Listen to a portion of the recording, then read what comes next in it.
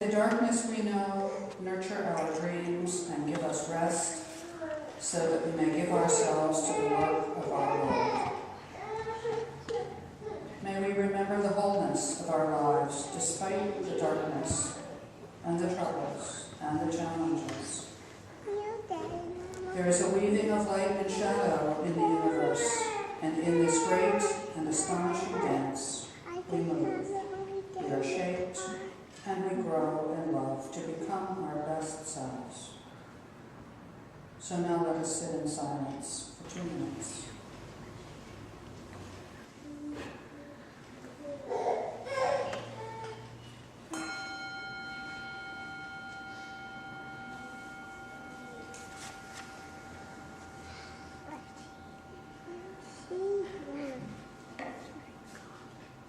As you open your eyes, I invite you to turn and look at each person in the room today. Nothing to be said, just to look.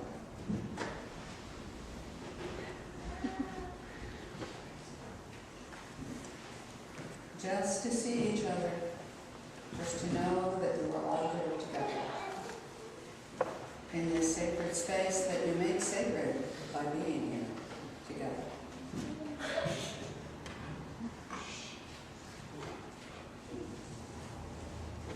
And now I'm going to invite any young person or young at heart person who would like to hear a story to come forward and respond to it. The story I'm going to share with you today was told to me by a 6-year-old boy. Are any of you still 6? Anybody younger than 6? Has anyone already been 6? Yes, okay. Oh, okay. I'm way past 6. Before I begin, let me ask you something. How many of you have dreams at night? Do you ever remember them? Yeah, a little bit, sometimes. How many of you have ever made a wish for something? Yeah? Did your wish come true? No, not yet? A little so-so, I like that, so-so. Did yours come true? No. The story I want to share with you is called One Big Wish. And as I said, a 6-year-old told me the story. It's about a mouse. Has anyone ever seen a mouse? Mm-hmm. Do you know how mice move? Can you show me with your hands how they move? Yes, exactly. They skitter around on the floor, don't they? Sometimes that's called scuttling. They're scuttling along like that, like crabs at the beach.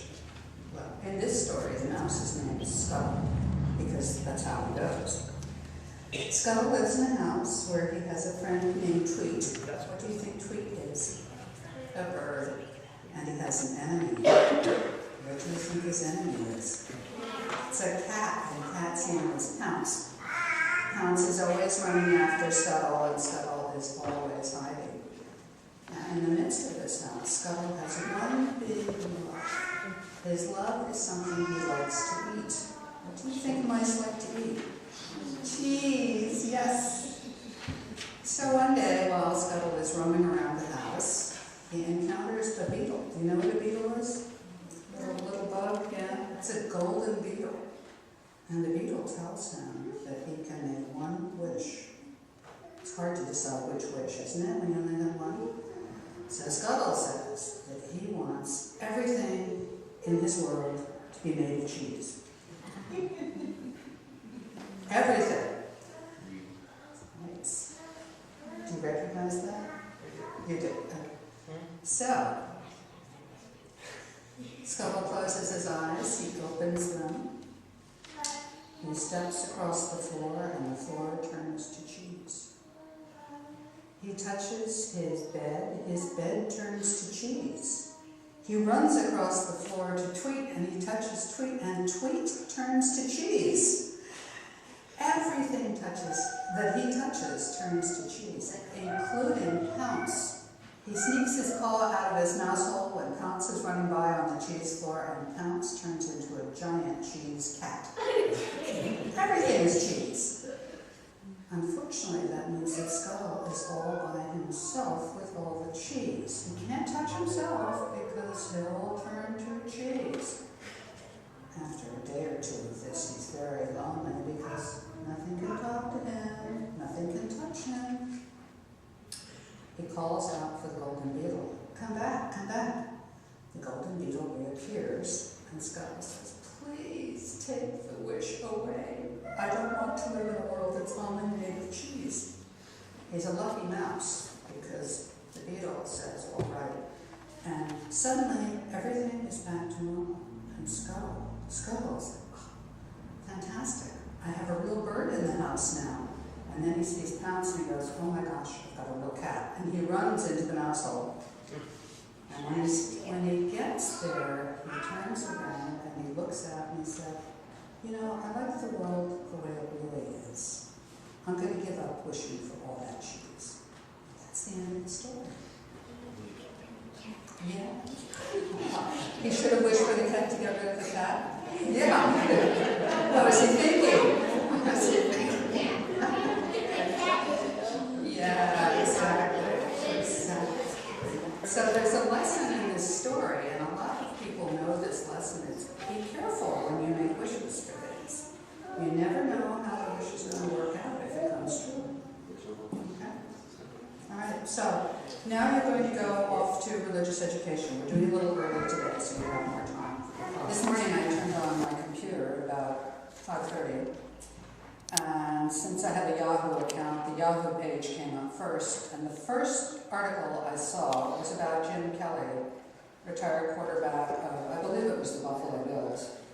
And the headline was, "QB Jim Kelly prays for a miracle." And then it mentioned down below that he's battling cancer. And I thought to myself, I thought to myself something kind of odd, which is that, you know, in football, when you throw a Hail Mary, it's a pass that usually goes a long way down football field. And it's a miracle play in the sense that you're hoping for a miracle, you're hoping it's going to get caught by the wide receiver at the far end. We often refer to miracles when we're looking for healing and for cures of illnesses that we just cannot cope with, that seem hopeless, and far beyond the abilities of modern medicine. Miracle is a word that is used in a lot of different ways, and it goes all the way back to ancient times. In the Jewish tradition and the Christian tradition, there are many miracles mentioned, and two of the biggest ones refer to celebrations that are coming up in the next 10 days. The celebration of Passover and the celebration of Easter.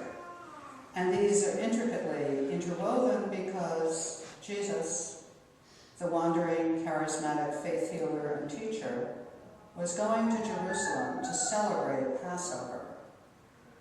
He ended up becoming the crucified person who later became the central figure in what was going to be called Christianity.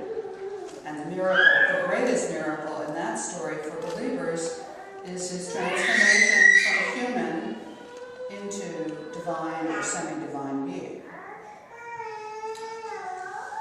There are miracles that are acts of God, and sometimes our deliverance from them referred to as miracles, as when there's a mudslide. Some people disappear in the mud, others survive.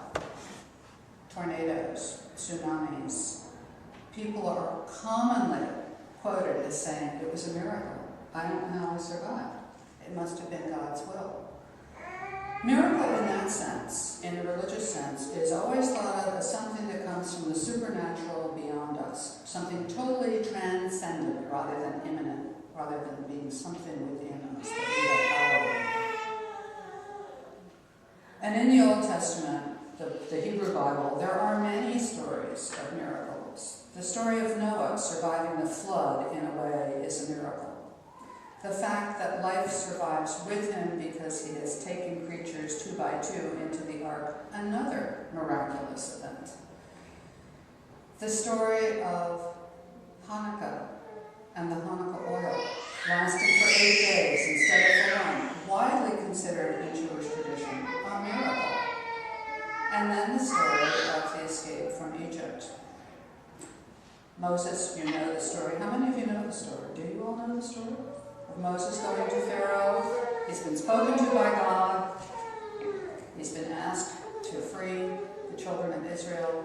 He goes to Pharaoh. He asks permission for them to leave and go back into Israel. And Pharaoh refuses and sends 10 plagues down upon everyone. I had to look them up again because I didn't remember them all. The one I remembered best was the frogs and the locusts. Those are the two that really got me. I have a car that looks like a frog. It's out in the parking lot. Its name is actually Kermit, and it's Kermit Green, and you will see it when you go out. And it's just a personal aside. I happen to be fond of frogs because they're creatures that come out of the water and still move back and forth. We, of course, came out of the water, the primordial water, but we're more selective about when we go back into it. So the first was turning water into blood. Can you imagine turning on your tap and seeing blood coming out of it? Or looking in the toilet and seeing blood in it? Turning on the shower, being covered in blood? Going down to the river down below here and seeing it, all blood. It's a terrifying sight, a terrifying sight. And then the frogs came, and the frogs went into all the homes, creeping through the houses, onto the beds, into the cooking areas. I don't think I like frogs quite that much. And then there are oh yes, I forgot this, number 3, the gnats and the lice. Ooh. And flies. Millions of flies swarming through the air. And then the livestock all become ill, and there's no cure for them. They die where they stand. And number 6, boils. Everyone becomes covered with oils. And then thunder and hail. Number 8, a very popular one, locusts. A swarm of locusts arrives and destroys everything in sight. And then the country falls into darkness for 3 days. Darkness considered a time of terror. And then the death of the firstborn. This is the 10th plague that is called out. And what is the miracle with the death of the firstborn? What did the Jews do? Well, they weren't Jews then, they were Hebrews. What did they do to protect their children? Do you remember?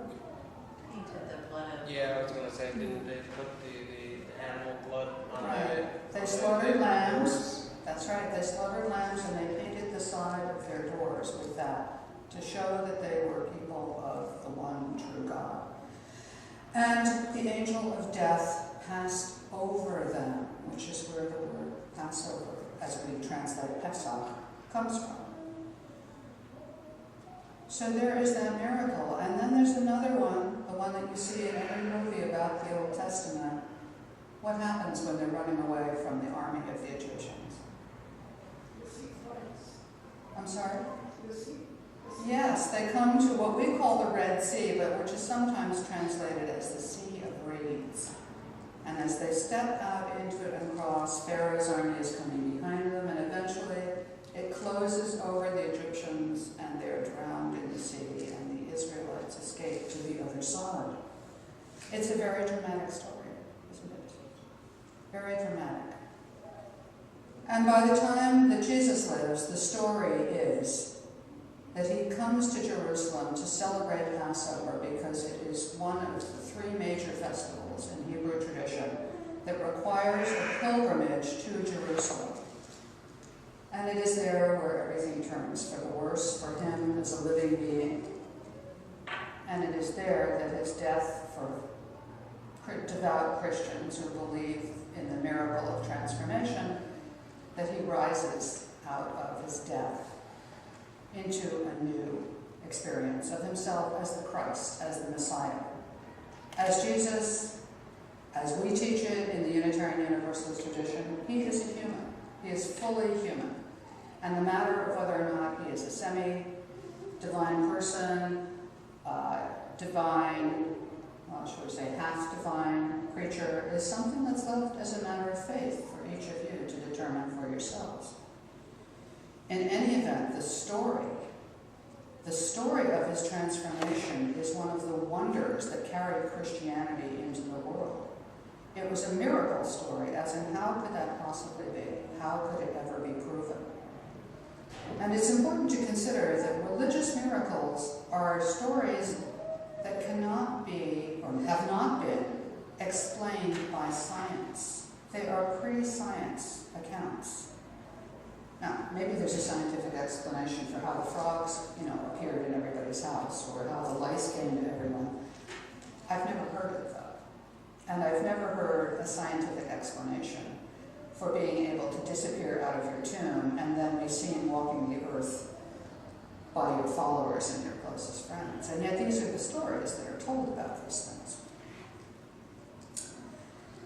In nature, most miracles relate to birth, to creation. The very notion that an acorn dropped into the ground and touched by a drop of water will begin to sprout and change and transform itself and eventually rise up out of the earth as a little stem and grow into a mighty oak is incredible when you think about it. When you look at an acorn like this, do you imagine that it will grow to be 80 feet tall? No.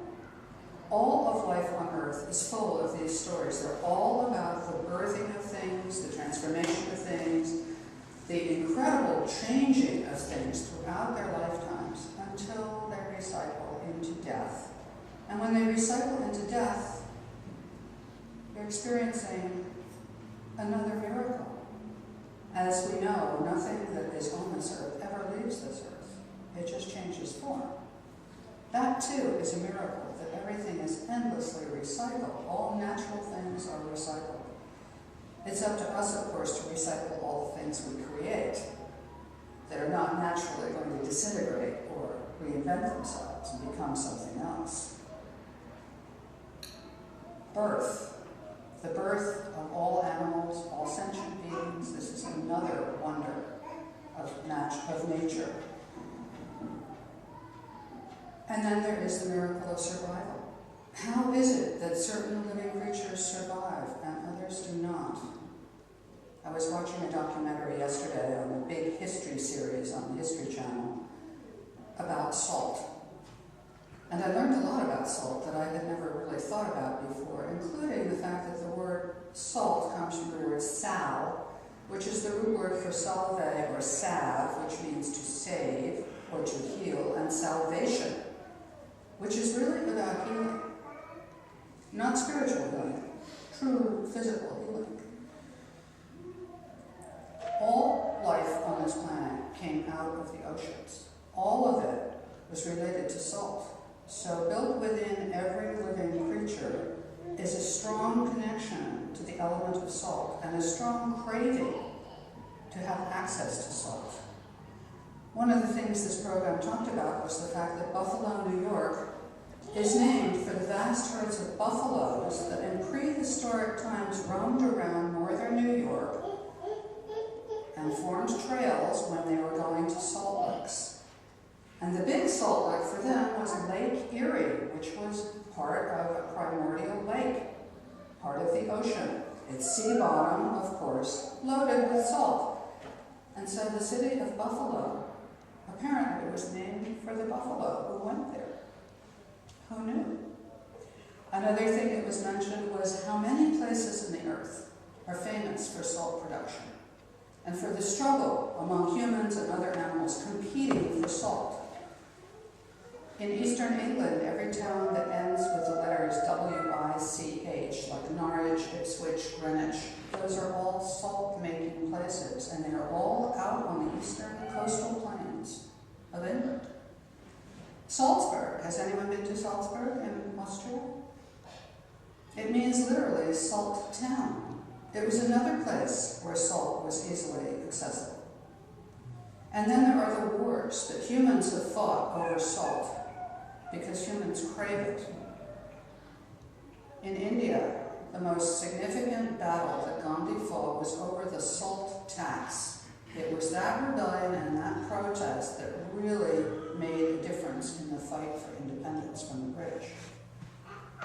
How many of you use salt? Maybe not a lot, but at least a little. How many of you ever have a craving for potato chips?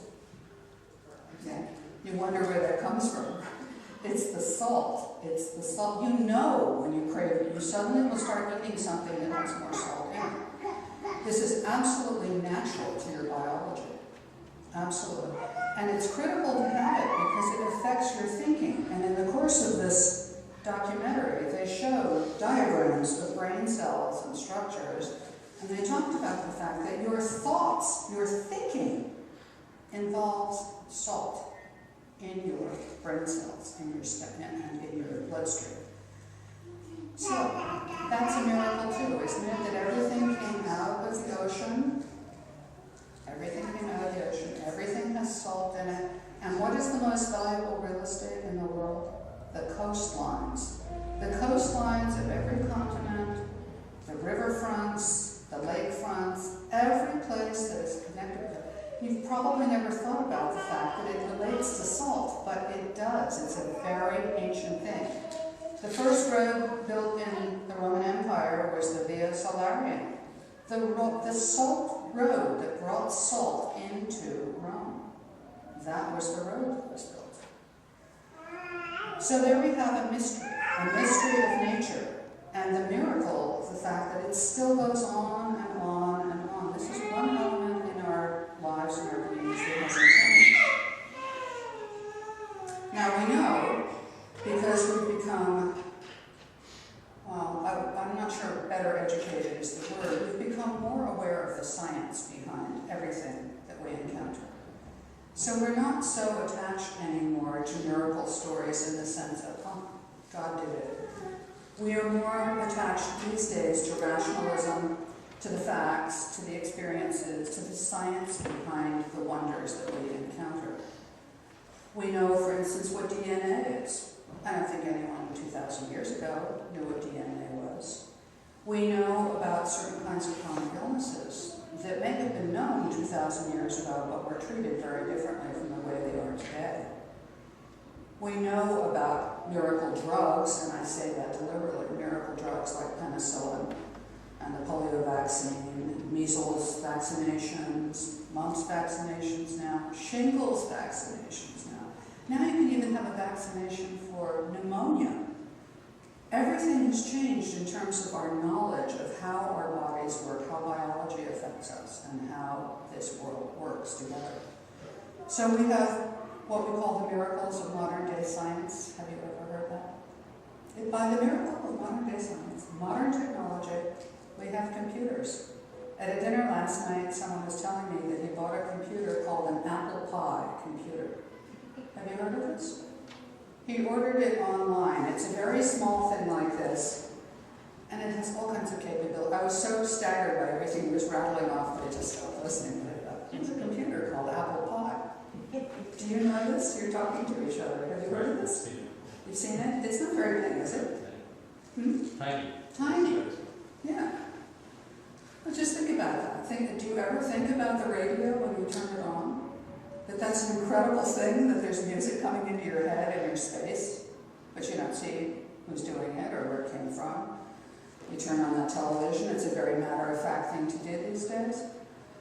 Some of you, I think a couple of you are older than me, remember the first televisions you saw where the screen was this big, in a box this big, just like the first computer you saw was probably an IBM mainframe that was that big and filled the whole room and had a refrigerator in the room. Everything keeps changing. It changes. And the things that used to be called wonders, we have started to take for granted. We take them for granted until we take a step back and look at them with different eyes. Now some of you, 2 or 3 of you, said you had experienced something that you thought was a miracle. Are you willing to say what it was? Sure. I survived. You survived. Did you survive birth or an illness? Or Car accident. I'm sorry? Car accident. A car accident. And did you say to yourself it was a miracle I survived? Yeah. Yeah. Because I did die. You did die. Yes, ma'am. And they revived you. Yes. And let you back. That's a miracle.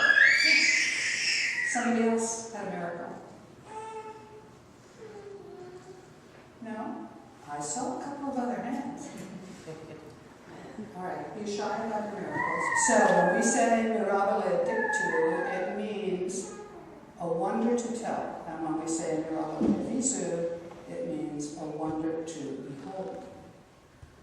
I want to share one last anecdote with you. This has to do with people's impressions about miracles. Some people are very skeptical and cynical about them, and others are, yes, yes, really enthusiastic. I believe it was Thomas Paine who said, it may be a wonder that Jonah was swallowed by the whale, but it would have been a miracle if Jonah had swallowed the whale. And I keep that in mind sometimes when I'm thinking about miracles. And also, nowadays we use these terms very loosely. Wonder is another word for miracle. Mystery is another possible word. How many of you have ever used miracle with? How many of you have heard of the miracle ear hearing aid? It's advertised in lots of magazines and newspapers. How about if someone in a congregation said to me, the miracle bra? I don't think it was called the miracle bra. I think it was called the wonder bra. Yeah, like Wonder Woman. She wasn't called the miracle woman. She was Wonder Woman. And then there is this I find hilarious. Every second Sunday of the month, I'm the guest preacher in Toms River at the UU congregation there.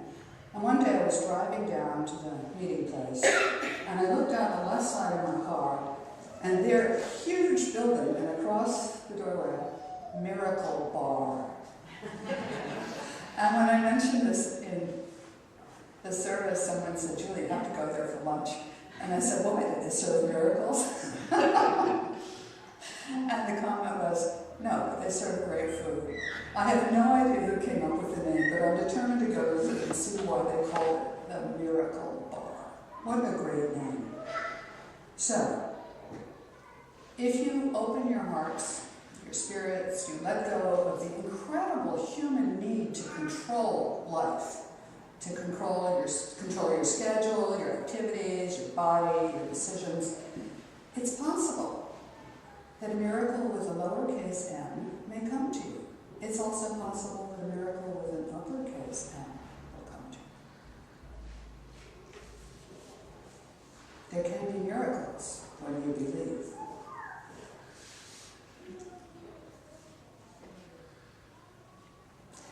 In this time of spring, we see the miracle of life and the cycle of life so vividly in front of us. So I invite you to rise in body and join in singing hymn number 61, Lo, the Earth Holds Again.